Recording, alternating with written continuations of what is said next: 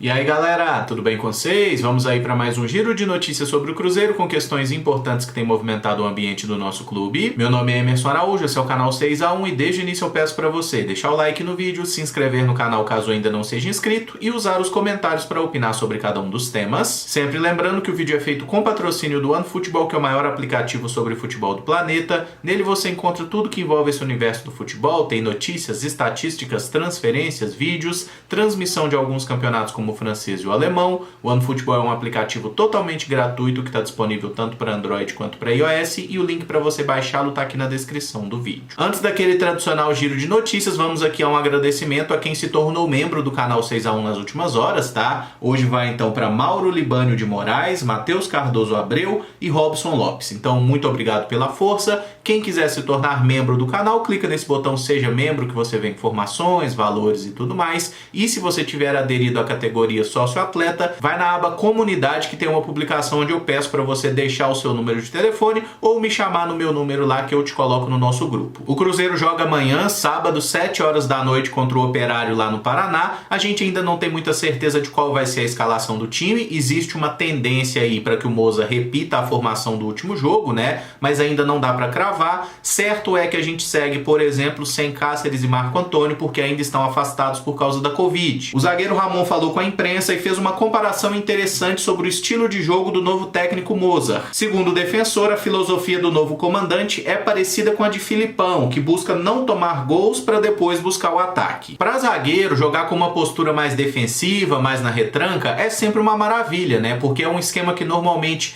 deixa ele sobre menos risco, consagra zagueiro, como a gente viu especialmente nos bons momentos ali de Mano Menezes. Então um cara como o Ramon, ele sempre vai falar muito melhor de um esquema de jogo do Mozart, do Filipão, do que de um esquema de jogo do Felipe Conceição, que tinha linha mais alta, deixava o zagueiro no mano a mano e como a gente viu, o Ramon estava sofrendo muito com isso. Por estar se mostrando um zagueiro lento, que tinha dificuldade na recuperação e também estava cometendo muita falha individual. E eu acho que a gente não pode agora falar que o Ramon caiu de rendimento só por culpa do treinador, tá? O Ramon estava jogando mal e ele tem a parcela dele de culpa nisso aí. Assim como o antigo treinador também tem a parcela dele. E o que eu espero do Mozart é que ele não seja nem 8 nem 80, que a gente não seja um time retranqueiro que bica pra frente, como era com o Filipão, e que a gente não seja aquele time que sobe todo mundo para pressionar, mas não tem um equilíbrio ali na defesa, né? Eu torço muito para que o Mozart ache aí uma forma do Cruzeiro jogar em que a gente tenha, de fato, uma defesa segura, mas que a gente tenha alternativas para criar, para abrir a defesa dos adversários, porque esse foi um dos grandes problemas do Cruzeiro na última temporada, para a gente ter aquele desempenho ridículo dentro de casa. A gente não conseguia furar a defesa de ninguém, acabava em algum momento errando um passe ali, tomava um gol e aí ferrava o trem todo.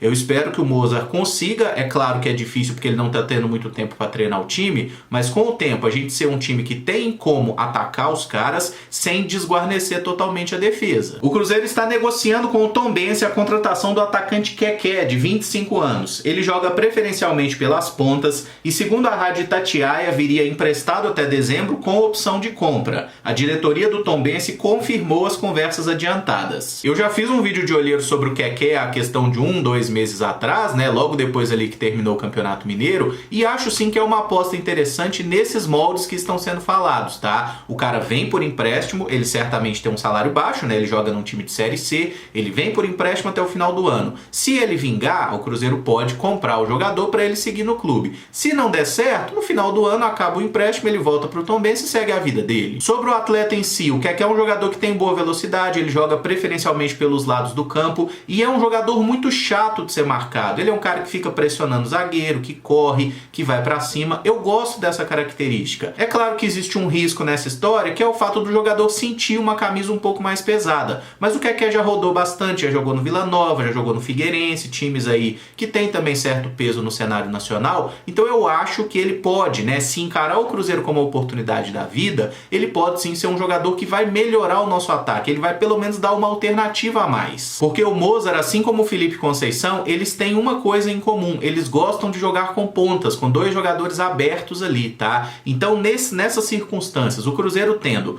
Bruno José e Ayrton disputando um lado. No último jogo a gente viu o Felipe Augusto, eventualmente pode jogar o Stênio, o próprio Ayrton pode jogar pelo lado esquerdo, mas assim, esse ponta, principalmente do lado esquerdo, a gente não conseguiu achar ninguém que se firme. O que pode ser uma alternativa e é uma aposta. Outra aposta que pode assinar com o nosso clube é o Wellington Nem, de 29 anos. Ele está livre no mercado após sair do Fortaleza, onde esteve por 3 meses, mas participou de apenas 2 jogos. O Wellington Nem se destacou muito no início da década passada, né? Eu lembro que em 2011 ele estava emprestado pelo Fluminense para o Figueirense e jogou muita bola. Quem tem uma memória um pouco melhor deve se lembrar de um jogo que o Figueirense ganha do Cruzeiro por 4-2 no Ipatingão, que foi talvez a pior atuação da vida do Cribari. E o Wellington Nem destruiu o Cruzeiro naquele jogo pelo Figueira. Aí em 2012 ele volta do empréstimo, joga pelo Fluminense, ajuda o time a ganhar o Campeonato Brasileiro. Era um atacante infernal. Aquele Wellington Nem no início de carreira era um puta jogador. O problema é, ele não conseguiu vingar. Ele foi comprado pelo Shakhtar da Ucrânia por coisa de 9 milhões de euros. Era de fato uma grande promessa. E lá no Shakhtar ele teve dificuldade para conseguir fazer a diferença como fez no Fluminense. Ele sofreu também com algumas lesões. E isso atrapalhou muito na carreira do Wellington Nem, que não conseguiu concretizar aquele potencial todo que ele parecia ter. Em 2017 ele teve uma passagem no São Paulo, quando o técnico era o Rogério Ceni. Não foi bem no São Paulo, tá? Então não conseguiu vingar. Aí ficou indo e voltando para o Shakhtar, de vez em quando era emprestado. Em 2019 ele teve uma outra passagem pelo Fluminense por empréstimo, onde também não jogou bem. Foram 20 partidas e só 1 gol. E para vocês terem ideia de como a passagem do Wellington Nem pelo Shakhtar Donetsk, ela não conseguiu ser aquilo que o clube esperava, ele foi comprado em 2013 e ele ficou no Shakhtar até 2020. Nesse período que a gente pode descontar uma saída por empréstimo, mas em basicamente 6 anos ele não chegou a jogar 100 partidas, tá? Ele jogou ali 70 e poucos jogos e marcou 12 gols. Então realmente é um cara desses brasileiros que o Shakhtar sempre leva, é um que ficou aquém do esperado. A última temporada que ele jogou regularmente foi 2019. 2020 ele ficou até agosto só treinando no Shakhtar, porque o clube não queria aproveitá-lo mais e ele não acertou com nenhum outro clube. Aí ele rescinde com o Shakhtar em agosto e só volta a jogar pelo Fortaleza nesse ano. Ele ficou mais de 1 ano parado. E no Fortaleza, uma das questões que criticaram muito é que ele demorou muito para entrar em forma. Ele não conseguiu se colocar à disposição, tanto que não jogou aí nem 90 minutos somando as 2 partidas que esteve lá. Acho uma aposta difícil de entender e que está acreditando demais num passado muito distante, né? Os bons momentos do Wellington Nem foram que 2012, 2013. Só que a gente já está no meio de 2021, né? O tempo passa para todo mundo. O Nem não é um jogador velho, ele ainda não tem 30 anos, é um cara de velocidade pelos lados. Enfim, eu acho uma aposta de muito risco, torço para dar certo, acredito que o salário dele também vai ser numa realidade bem mais baixa do que ele já ganhou na vida, né? E assim, cara, é realmente um tiro no escuro, tá? Vamos torcer para que desses 2, se um vingar, já é alguma coisa. Saiu uma notícia no Globo Esporte que o Pedro Lourenço não vai participar daquela reunião da diretoria do Cruzeiro com alguns empresários, que está marcada para segunda-feira. O dono dos supermercados BH está rompido com o presidente Sérgio e não está querendo papo. Eu falei um pouco no vídeo de ontem, né, de como esses camaradas que têm muito dinheiro, que são acostumados a dar a última palavra, é a opinião deles que prevalece, ponto, porque na empresa deles é assim. Nesse caso do Cruzeiro, isso aí representa um risco, né? Então essa situação do Pedro, eu não sei se o Sérgio vai conseguir fazer ele mudar de ideia, se eles vão conversar, chegar num acordo pro Pedro participar, porque a gente sabe que o Pedro Lourenço é um cara importante que tá ajudando muito o Cruzeiro nos últimos anos. Tomara que essa reunião não seja esvaziada, né? Porque um Pedro vira e fala que não vai por tal motivo, aí às vezes um outro desses camaradas, então eu não vou por isso. Enfim, aí a iniciativa ela já vai se enfraquecendo antes mesmo de tomar corpo. Tomara que isso não aconteça, que o pessoal coloque os seus egos um pouquinho no bolso, né? Dá uma segurada, vai lá, participa do negócio, tenta conversar, tenta chegar num acordo, porque o Cruzeiro precisa sim da articulação dessa galera, que é quem tem ali uma grana pesada, porque a torcida ajuda, a torcida sempre ajudou, mas obviamente a torcida não tem uma condição de fazer um grande investimento de capital como esses caras têm. E se a parada do Pedro Lourenço é que ele não confia mais no Sérgio, que convenhamos, eu entendo totalmente ele não confiar no presidente, porque eu não confio e acho que quem confia é realmente inocente ou muito otimista, né? Se a questão é ele tem que entender que essa reunião basicamente é para articular alguma coisa e vai tirar poder do Sérgio no final das contas. O Sérgio vai virar a rainha da Inglaterra, ele vai continuar como presidente presidente, mas não é ele que manda. E convenhamos, o Sérgio já provou, ele não tem capacidade de levar o Cruzeiro para frente. Ele só vai levar o Cruzeiro pro buraco. E se o principal patrocinador do clube enxergar que é importante ele estar na reunião até para se alinhar com a próxima pessoa que vai realmente mandar, mesmo que quem está sentado na cadeira seja o Sérgio, eu acho que vai ser muito importante e muito positivo pro Cruzeiro. Eu acho que esse é o momento das pessoas pensarem mais no Cruzeiro e menos nelas próprias. Agora, para falar de uma contratação fechada pelo Cruzeiro, o meia Robson Bolívia, de 19 anos, assinou com o nosso time sub-20. Ele atuava na base do Palmeiras, tem dupla nacionalidade boliviana, como o apelido indica, e é figura constante na seleção de base. Eu não conheço o futebol aí do nosso amigo Robson, não me lembro de ter visto ele em campo pelo time do Palmeiras. Lá na Bolívia ele tem certa moral, né? Parece que foi capitão da base, jogou Sul-Americano sub-15 e sub-17, é uma figurinha carimbada no sub-20 também, mas realmente não me sinto capaz de falar sobre o futebol dele. Inclusive ele entrou hoje no jogo do time sub-20, tá? Ele foi oficializado ontem e já estreou hoje aí oficialmente pelo clube, né? Mas eu acho que cabe uma reflexão sobre esse grande número de jogadores que o Palmeiras manda embora e o Cruzeiro tá trazendo pro seu time sub-20. É um pouco estranho, eu acho que se a gente puxar ali, já deve ter uns 10 aí que o Palmeiras dispensou e vieram parar no Cruzeiro.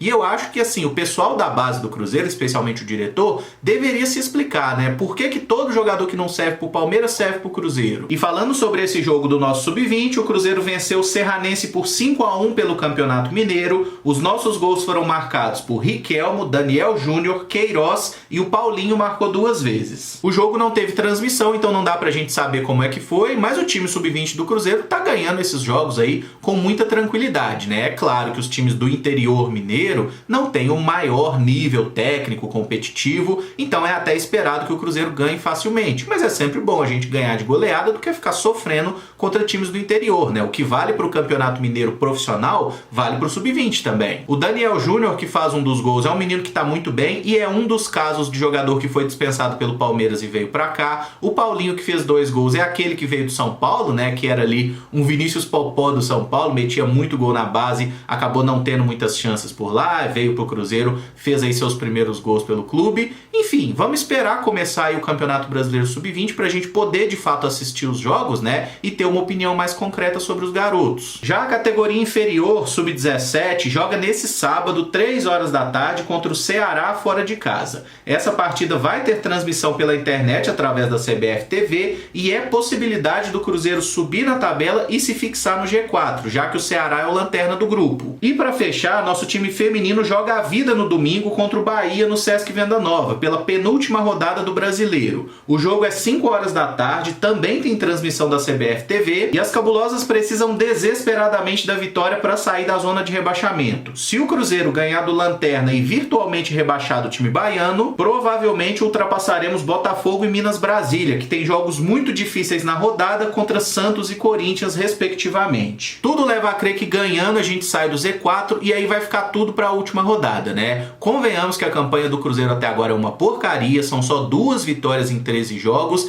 e, caras, nós vamos pegar o Bahia, que é um time que não ganhou de ninguém, é um time que tá lá embaixo. Se não ganhar do Bahia, merece cair. Mas vamos com fé que as meninas joguem bem, a gente consiga uma vitória. O Cruzeiro não vai ter, por exemplo, a Duda, né, que é um desfalque muito importante aí, ela que tá suspensa. Mas vamos lá, Cruzeiro, esse jogo tem que ganhar, não tem conversa, não tem desculpa, é agora ou nunca. É o último jogo em casa, até porque a última partida é contra o Santos fora de casa e provavelmente pro Santos, né, na Vila Belmiro, time muito bom do Santos, o Cruzeiro deve perder na última rodada. Então, ou ganha agora ou foi pro saco. Encerro esse vídeo por aqui. Se você gostou, eu peço que deixe o like, se inscreva no canal caso ainda não seja inscrito e use os comentários para opinar sobre cada um dos temas. O vídeo de amanhã será o pré-jogo de Operário e Cruzeiro, de noite tem live, aqueles esquemas todos. Muito obrigado por acompanhar, um abraço e até o próximo vídeo. Valeu!